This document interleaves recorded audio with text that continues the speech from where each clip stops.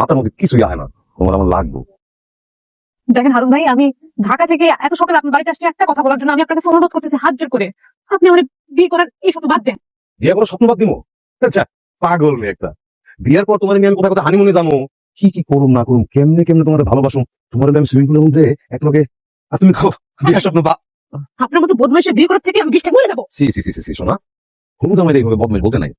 তোমার সালা না সালাতে কিছু যায় আসে না, অনেক টাকার মামলা এখানে। তোমার বাপের লোক আমার সব সেটিং হয়ে গেছে।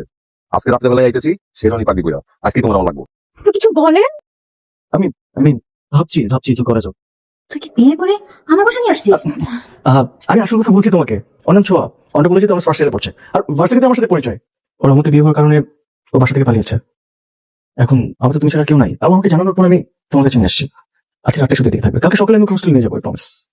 ও আচ্ছা, সরি সোয়া, আসলে আমি তোমাকে ভুল বুঝতে পারিনি। না না, কোনো সমস্যা নেই, ওকে।